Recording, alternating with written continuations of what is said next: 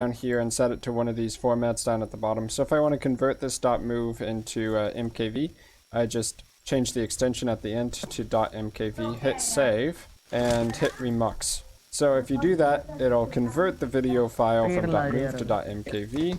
And we can go in here, play it, and make sure that it is still running properly.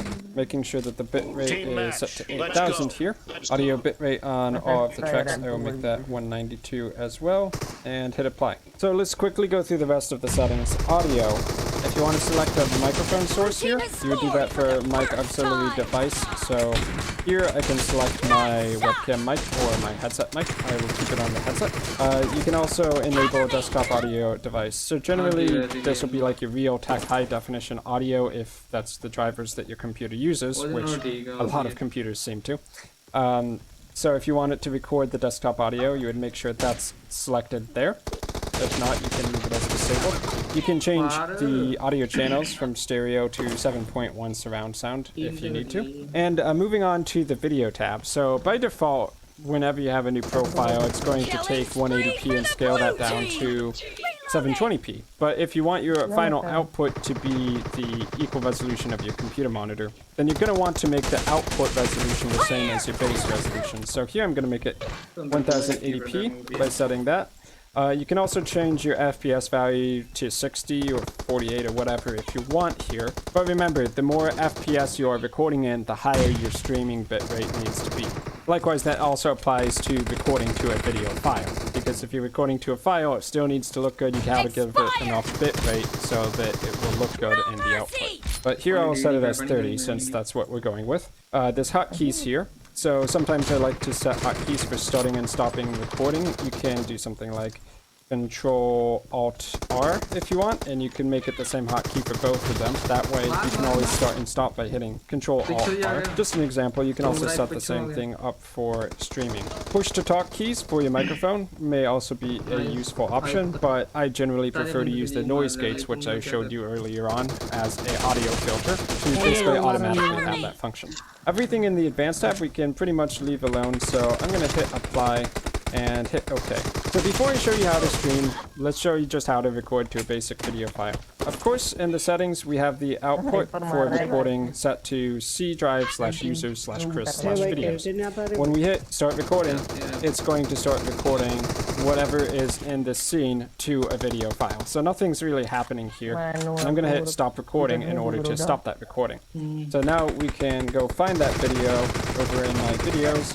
We can open it up with a tool like VLC Media Player, and we can play that back. And of course, with these video clips you record, you can drag those into a video editor of your choice if you need to make a final YouTube video. So next, let's talk about how to actually stream to Twitch. So with your Twitch account logged in, you're going to want to go to Twitch TV/dashboard, and then you're going to want to click on channel under settings, which will give you your primary stream key. So don't let other people see this, or they will be able to stream as you, obviously. So we're just going to copy this and go paste it into OBS.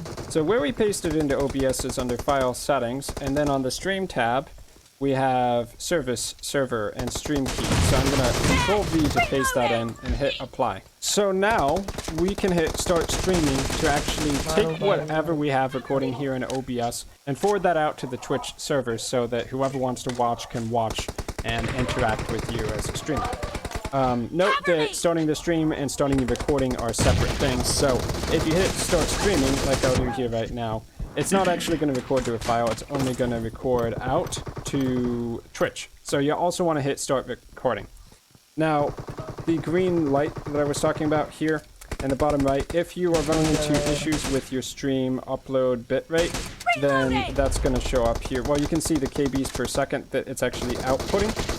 It may be below your max, but if the screen turns to a yellow or red, you may be having issues. So let's go check Twitch really quick. So I will click on the live tab, and we should be able to see my absolutely terrible stream going right here, but I will make it full mode. And we can see 0 viewers, but the logo is streaming to Twitch TV, so that's cool, I suppose. Obviously, you want a full scene set up with microphones and all that. I'm gonna stop the stream there. Just remember to check your actual stream on the website before you get too far into recording the video. So next, let's do streaming to YouTube. Some people like to do that, particularly if you're not into gaming. So under the stream tab, we change the service to YouTube. You can see that there's other services too, but mostly it's Twitch or YouTube that people use. So it's the same idea here. We just need a different stream key. Now, in order to get our YouTube stream key or to stream to YouTube, we want to go to youtube.com/live_dashboard. And if we scroll down to the bottom of the page here, there's going to be server URL, which we don't really need, that's already included in OBS, and the stream name/key. So we want to reveal this and copy it. So I have my stream key copied. We go to OBS and paste it in. And you can choose either the primary or the secondary backup server, but primary is going to be fine unless it's down. So let's do that, hit OK, and let's do a stream to YouTube for a few seconds. So when you start streaming, it should show up here. You should see the green for going live, elapsed time, and once it refreshes, you should see whatever you're recording also show up on the little preview window here. So we can see we've got the OBS logo streaming there, and that's basically the idea. So of course there's going to be a few more niche settings inside of OBS that you can play around with and learn as you go, but for the most part, I've shown you guys how you can record, how you can stream, and set up your scenes with sources so that you can record what you want to record or stream online if you need to do that. So hopefully you guys have learned a lot from this tutorial. I hope it wasn't too long. I've been Chris, thanks for watching, and I will see you guys in my future video content.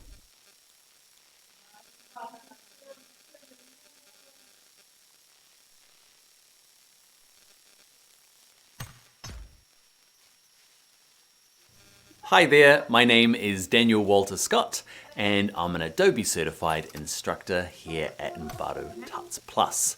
Now in this course, I'm going to show you everything you need to know about getting started with Adobe InDesign. Now this course is aimed at people completely new to InDesign. There is no need to have any previous experience in the software or graphic design or desktop publishing. We're going to start right at the beginning and work our way through step by step. Together, during this course, we're going to make a 4-page brochure learning the tools and techniques necessary to design it and get it ready for print. We'll work with color, we'll pick your own and use corporate colors as well. You'll learn how to choose and use fonts like a professional, even working on longer text documents.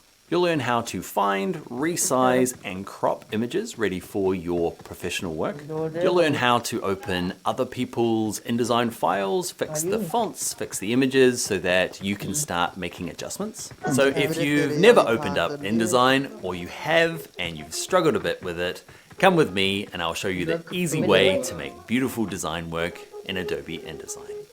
Hello there, you made it into the class. This video is all about us getting started, a few things we need to get set up. We'll download the exercise files, I'll show you how to share your files, and I'll show you how to get your machine set up so that your copy of InDesign looks like mine.